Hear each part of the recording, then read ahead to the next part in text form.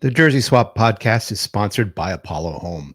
Folks, FCC got back to its winning ways against a friendly face as a jam-packed week ahead kicks off. As the heat turns up in both the weather and the upcoming Derby, let's keep our houses cool with a $29 HVAC cooling tune-up from Apollo Home. Also, just for CST listeners, Apollo Home is offering $1,101 off of a new AC unit. That's right, $1,101 off. That is a heck of a coupon. That's CST's gift just for you. Give Apollo Home a call, send them a text, or schedule online at apollohome.com. The podcast is also sponsored by Beyond Exercise. Beyond Exercise is a local physical therapy and fitness business that helps people stay active and injury-free. In fact, they help some of our local MLS and MLS Next players, as well as FCC Academy players, with their health and performance needs. Check out their suite of services at gobeyondexercise.com. All right, folks, it's real. It's damned real. It's hell is real. Once again, with feeling, we're hitting the road once again this weekend, and it's the best Derby in America, bar none. I mean, El Trafico, the Galaxy sucked this year. Hudson River Derby, the attendance is subpar at best. Cascadia Cup, you might have us there, but that's 3 teams, not 2. You want the best one-on-one Derby in North America. I'm saying North America, not just United States. Hell is real. Columbus Crew versus FC Cincinnati. And this week, we're up in the capital city. So right now, we've got the folks from the Upper 90 Club podcast. We got Ben to my left, and we got Trey down. We got Trey down in the bottom there. Fellas, thank you very much for joining us on a very prestigious version of the Jersey Swap podcast. Thank you so much for having us. Sorry it's so late. For everybody that's wondering, it's about 9:30 on a Thursday 1 in the night. morning.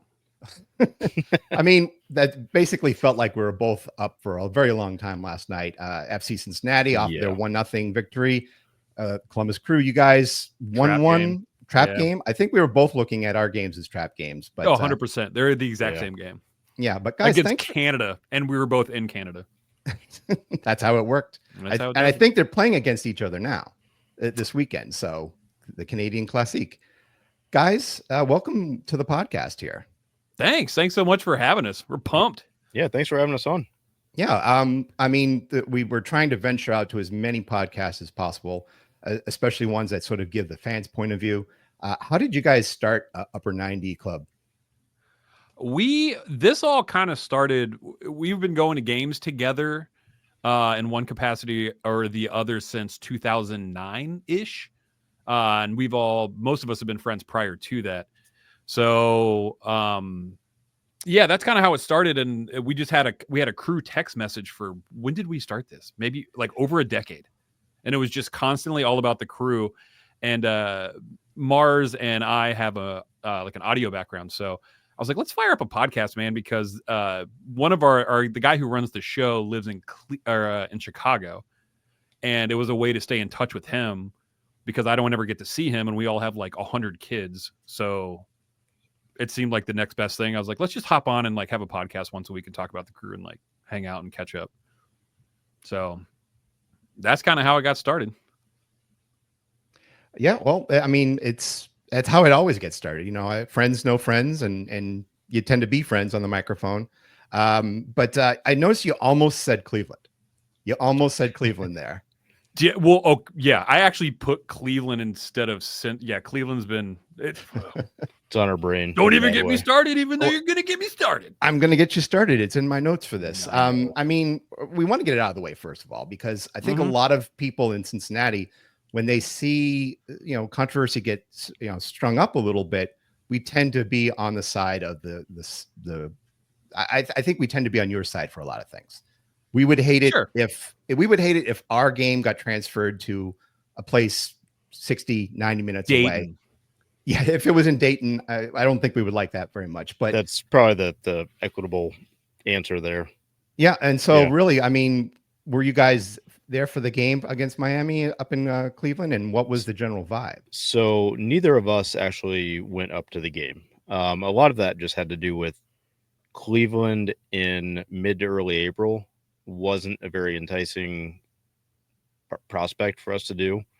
And none of us were big fans of going up there in general. The two guys that actually went up there, Matt and Mort, had a fun time, and they enjoyed the atmosphere. They said that the product on the field and everything about it was good, but it still wasn't a Crew game. It was an away game in Cleveland. Yeah. We Trey and I like to joke that we boycotted. I had planned on going. We had talked about this a little bit. I love going to away games in general. Going to away games are a blast. It's just we weren't stoked that this was, an MLS season game with, especially when they were, I think, at the top at the time, and we were looking to overtake them. So, playing in Cleveland it just felt very disingenuous. I mean, it's like I said, it would have been fun. We were planning on going, but and not only, I mean, you can usually get a ticket to get into lower.com for mid-30s in Nordec ish. Totally. And I believe the cheapest ticket up in Cleveland was around $100. Yeah. To watch your team play a home game. It just is like, what are we doing? And like, not only is it a money grab, but it's you're pulling more money out of our pockets to go play someplace else, which just sat with me the wrong way. And I'm not going to support the owners when they do something like that, Yeah, it was the whole thing was, it's not what you wanted. And it was also presented to us very poorly. It was like a small little liner note in season tickets, like, hey, we might do this. It was just all just grubby. Last year. Gross. Yeah. Well, yeah, that was last year. They put a little disclaimer down at the bottom. And when you opted into your tickets, and that was another sore spot, was if you were a season ticket member, you could, they originally said you pretty much have to go to the game. You can't sell your ticket. Mm-hmm. Really? Yeah. The Miami tickets, there was a little thing down at the bottom that said this season ticket is not available for resale.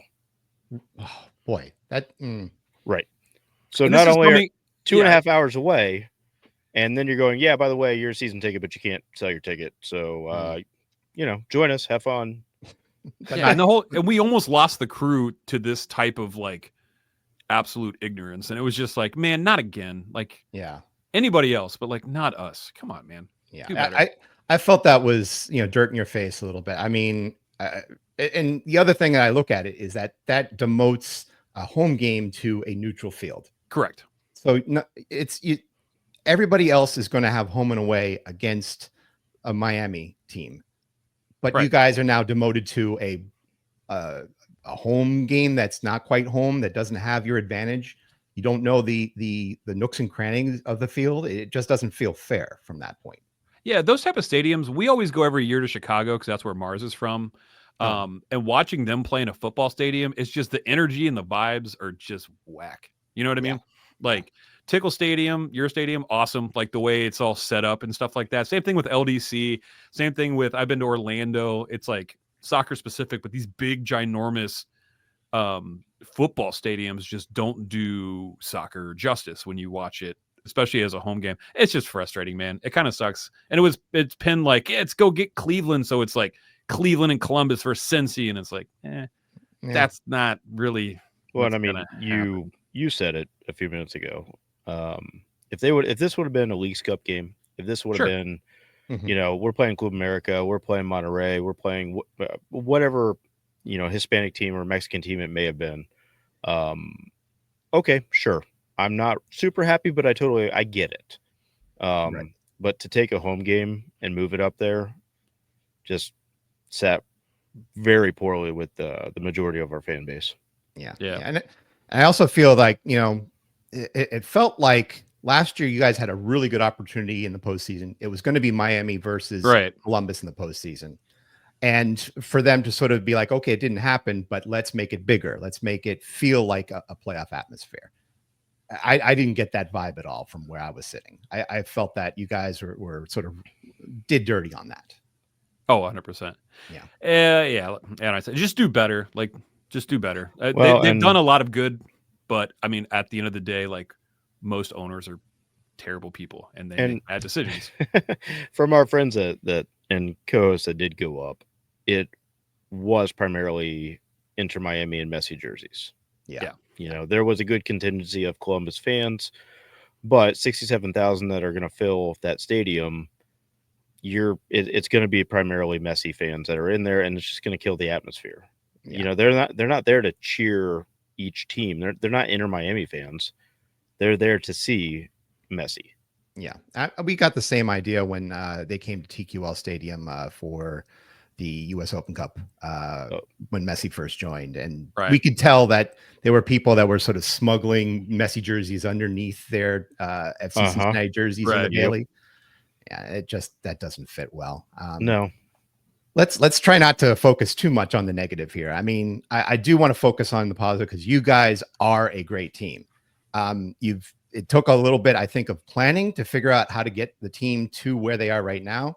I mean, one of the big things, Cucho leaving for Europe again. I mean, what do you feel that that was always the plan? Like that he would be gone and there would be no immediate replacement? You'd have to depend on what you already had? No. From what from every source that we've heard from, this was a last minute offer that came over, and it kind of blew them out of the water, and they couldn't say no. And he wanted to go to Europe, so he would have a better chance with the Colombian national team. But this was a last minute type of window that closed, and no, I don't think the team was prepared whatsoever to make any splashes, and they didn't plan. Yeah, we weren't ready. Last minute came through, and it was billed to us like, hey, he's going to go, and he did this because he loves Colombia and he wants to get on the team, and the coach values him playing in Europe. And we were like, okay, cool. And then literally he went, and within a month, the next Colombian national team, he wasn't on it. Right. Mind blowing. And a player, Hinestroza, who the crew let go because we were like, he doesn't fit. He's not that good. That guy made the team. And it was like, what is happening? What's really happening? So like, yeah, it was like last minute, they did the deal. And, I think almost a bigger shock was like Ramirez right after that. Oh, right. We were like, oh, okay, I guess. And that we were like, cool, they have a plan. Like, they got a plan. And I don't know if the Cincy fans know, but like the guy that kind of pulled the strings, Bez Botchenko, left the club too. And he was known as kind of the savant. He's the guy that took Toronto to where they were at when they had like Josie and Bradley and Giovinco, and they won the cup, and they were got dominant. the treble, right? Yeah. Right. And then he came here. He's from Westerville, which is where both Trey and I are from in Ohio. And we both played against him. Like, we've known him for forever. And like, he left and went to Bournemouth, who now is killing it in the EPL. He went to Black Knight. Yeah. Which is the conglomerate that runs Bournemouth and multiple other. Yeah. Yeah. More specifically that. But I mean, we lost him. So we were like, cool. The guy, Issa Tall, is supposed to be this, another savant that's supposed to come up. And we've just been kind of waiting. And now we're here on a podcast tonight with you. I think we spent number 9 at least 4 episods screaming, sign somebody, sign somebody. Like, what are you doing? Sign somebody. And we thought Ferrer, we thought Evander was coming. We were pumped. I was pumped. Really? Yeah. Oh yeah. Yep. He was absolutely on our radar. And when you guys got him, I was like, oh no. That's great. No. The wrecking ball that we thought we were going to avoid has gone to the other team. And yeah. Well, I mean, as much as we say that Cucho has left, and Ramirez to some extent as well, I really do think that Rossi and Jason Russell Rowe are still pulling their weight. I mean, 6 goals and 5 goals respectively. Do you feel though that number 9 still needs replacement in the summer transfer window? Yeah. Next question. No. So Ben will say yes. maybe, I say no. I'm less inclined to say that. I think Gazdag just needs to get time to come good. Ben, go ahead. So we had talked off air right before this, And what you guys, because when I'm looking, you guys have, Evander and Denke, and those guys like are awesome. Like I was really pumped for that combination. I was like, man, we need that here, and we don't have it. But then you were talking about how your fans were upset because it doesn't seem like they're clicking, and people are kind of complaining. And it's the same thing whenever I hear I was just on today listening to like Tom Bogert and their podcast, and they're just like, oh yeah, like, Rossi's doing well, 6 goals, and JRR has got 5 goals. And I'm like, man, for someone who's watched every game, I'm completely unconvinced of our front three, even though our XG, our goals, everything is high. I don't know, man. It doesn't feel right. And like Cucho, I understand, is irreplaceable. Like I've watched all of his games since he's gone to Betis. He is a monster at Betis. He scored today. He scored last game. Like he's at the biggest league, and second biggest league, I would argue, or third. And he's still scoring for fun. And he doesn't even have a support system at Betis. Like the way they play is like very much against the ball. So it's like, I know we're not going to replace him, but we just haven't done much of anything. I think Gazdag was kind of a luck, kind of threw it out there. Yeah.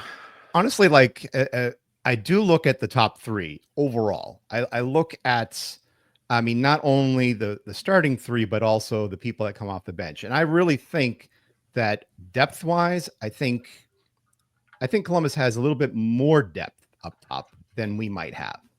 I think it's Denke and Evander. Yes, Luca Orishano is sort of taken a step back and been demoted to right wing back to some extent. Right. We haven't been getting a lot from the likes of Sergio Santos and Yuya Kubo.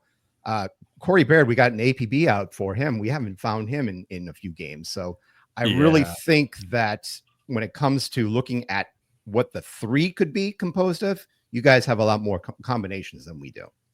What I love about the Crew is that the player they go after is not a 9. He is all of our players on the field are total footballers, which means like Zawadzki, who's in the backfield, was a number 6, sometimes a number 8. He was on the wing sometimes. We had Arvston, who is a natural striker, actually plays the wing. We have Shambo, who I would argue is probably our first or second best player currently, completely underrated. He was brought in as a front 3 striker. I would say half the team right now were expected when we got them to be a striker, and now they are in different roles. So when you say we have depth, it's like we do and we don't, because everybody plays every position. And I'm not kidding when I say that. Like it's a running joke. It's funny, but it's literally everybody's on the same page. That's a Nazi thing. Absolutely a Nazi thing. Yeah. So depth wise, like last game, he brought off the front 3, I think, for the first time ever. He usually makes very few subs, but the guys who came in were brand new.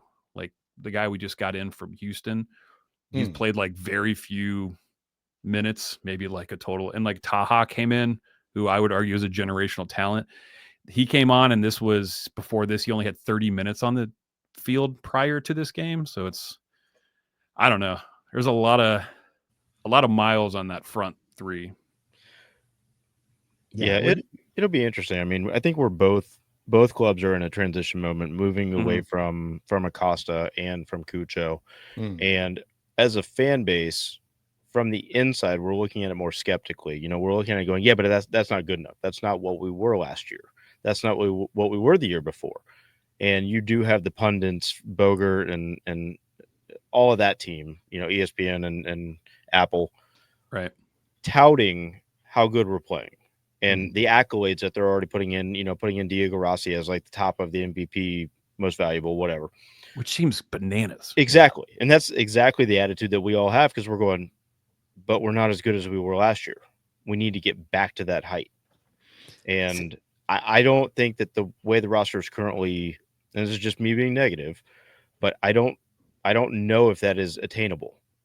I don't know if this is a Supporters Shield winning team without somebody else up top like Cucho, or if Gazdag comes into form, or for you guys if Evander gets extremely hot and puts in 19 or 20 goals this year.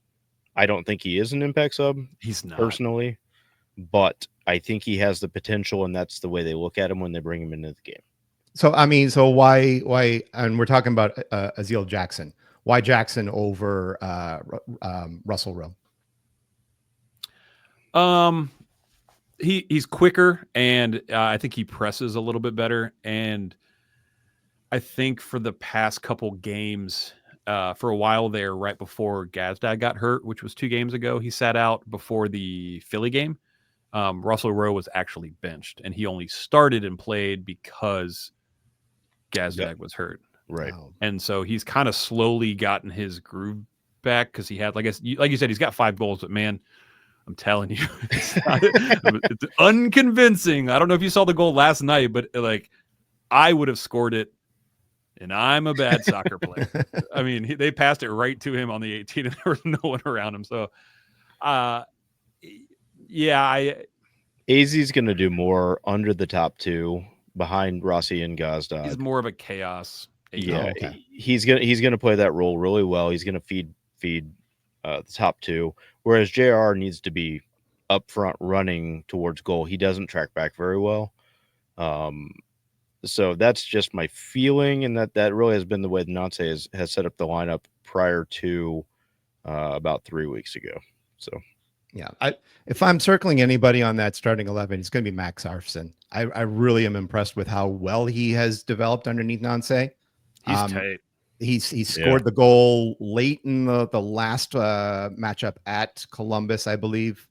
So he gives you 90 minutes, and I really want to see how far he can go, and if he has potential to be national team. Maybe is that asking too much? Maybe I think he's fringe national team, but not if Pochettino had him playing as a outside wing back. No, yeah, but which is not his position. Yeah, he was like a holding. He was a holding wing back. Yeah, and we got him. He was one of the best in MLS Pro at San Jose. I was stoked. He was a striker, and he was one of the best next to JRR. And when we got him, I was like, he's up top. And the first couple of games, he played up top, and he's graduated back to a wing back. And he actually runs and hustles, and if you watch him, he's awesome at defense. He is phenomenal at defense, and that's something that is extremely underrated in his game. But he is offensive-minded all day.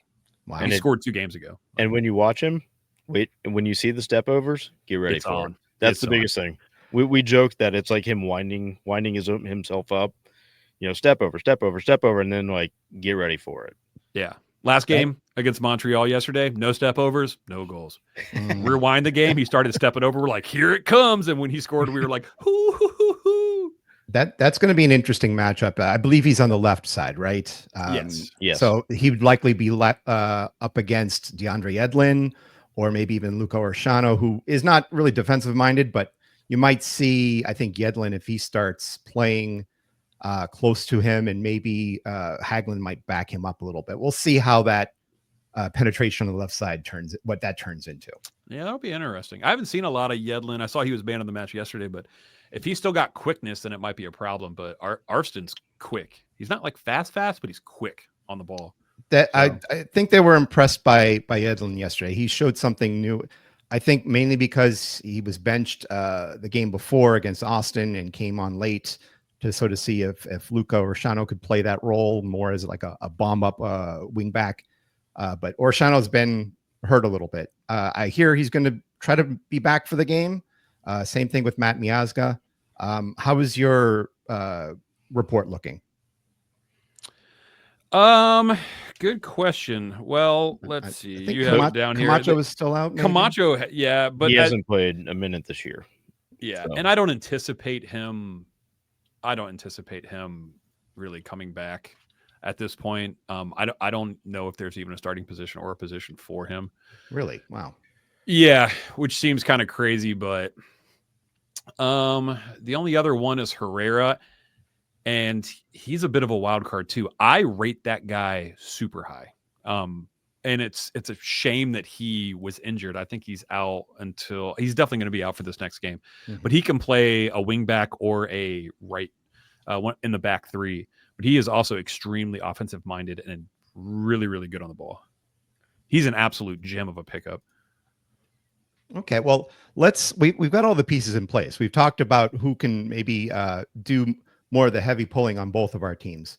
Let's predict Hell is Real number 1. Last time it was up in Columbus, it was a 2-1 victory for the Orange and Blue. What do you guys see this outcome being? I mean, do we trade? So we always do predictions on our podcast, and I'm wondering now if I want to keep what I've got. Trey goes first. Trey goes first.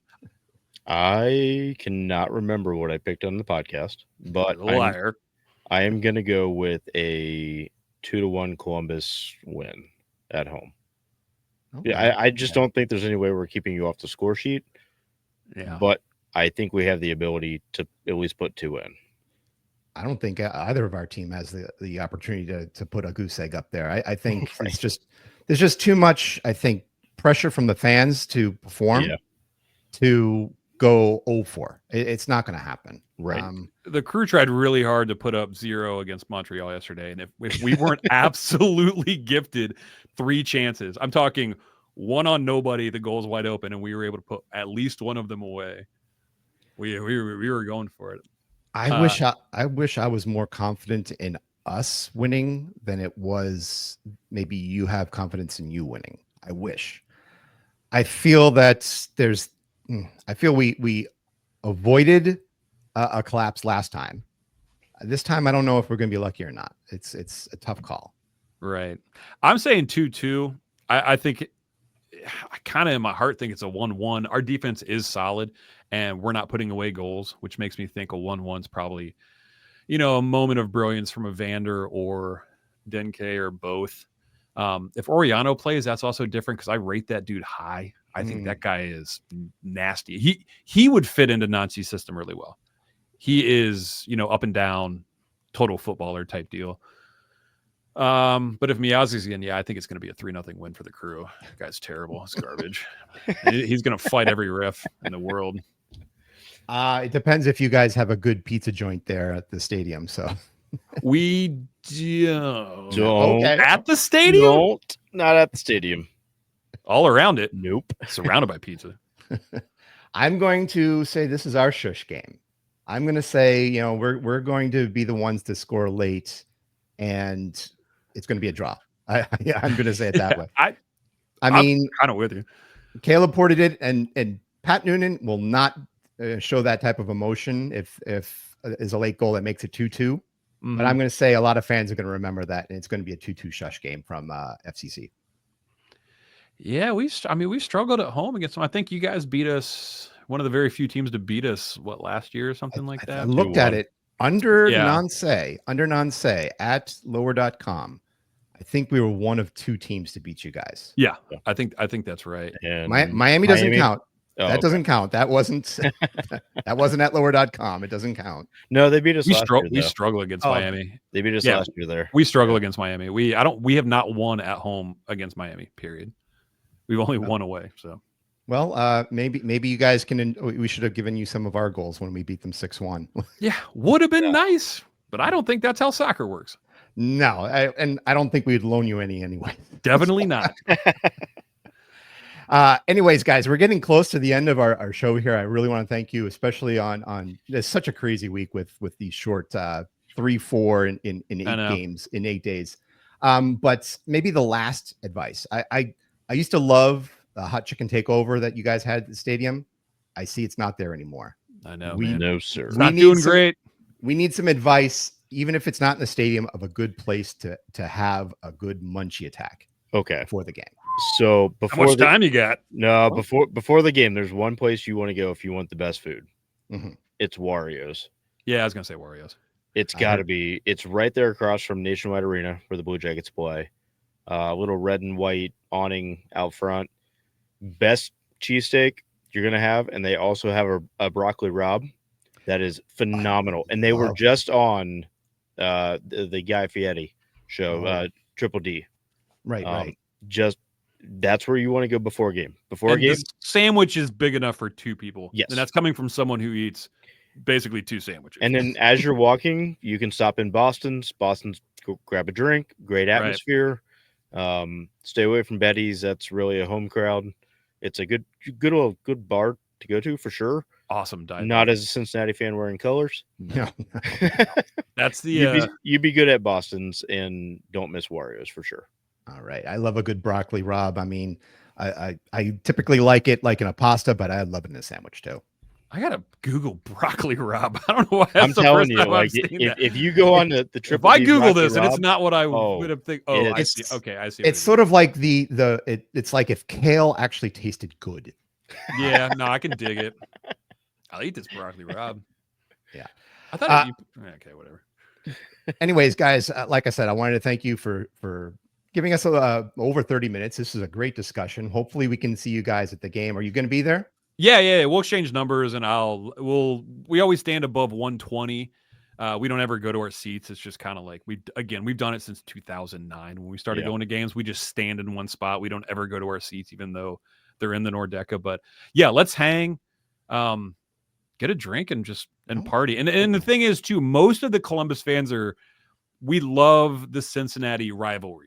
We don't like hate them like we hate Austin. Like I've told this time and time again. It's like, I love this rivalry. It's a blast. But, if you're a Cleveland Brown fan, it's like, yeah, the Pittsburgh, but Baltimore is like, no, we'll stab somebody. That's the reason why Austin has not played at LDC, because someone will get blown up. I think having Austin come to TQL, that's probably the closest they've gotten to Columbus. Yeah, I believe I could so. smell them when they came in. I was like, I don't like it. Trash. Wow, Yeah. there we go. Anyways, guys, I'll open the floor to yours. Let us know, where can we find you on the World Wide Web, on social media, wherever you want to let us know. Right. Yeah. It's just Upper 90 Club Pod at Gmail, Upper 90 Club Pod on Blue Sky, X. We're still on that platform for some reason. YouTube. You can come by my house. I live at 27. And we always stand above 120 at the game. So if you're a home fan or away fan, just come up, say hi, what's up? We'll drink a beer and hang. And one of our newest thing that we've started doing that's probably the most fun that we have had is, if anybody's a runner, even if you're from Cincinnati, right? We are on Strava, the Upper 90 Club Run Club. Right. We absolutely, it's probably the best thing that we do. We have so much fun doing that with everybody. There's a ton of people on that. Yep. So yeah. It's easy. You go to Strava, look up Upper 90 Club, you click it. It's just basically anytime you run or work out, it adds to the club total. And we're trying to get as many miles a week as possible. We're up past like 1,300 miles a week now, which is phenomenal. So it's tight. Maybe that's something that we can compete for at some point. Hey, all you Cincinnati fans, let's get on Strava and start a run club. Hey guys, it takes $0. It's zero effort to start. Yeah, big fan of that. Absolutely. Thank you guys for all your time. If you are listening to this podcast, make sure you listen to Upper 90 Club, or you can listen to us as well. We're on all your favorite podcasting platforms. You can come to CincinnatiSoccerTalk.com. Be a Patreon. Help us out. Go to Cincy Soccer Talk on all the social media outlets. And hey, like we always do here on the Jersey Swap, make sure you keep your kit clean, and we'll talk to you guys next time. Sounds great. Thanks, guys. Appreciate it.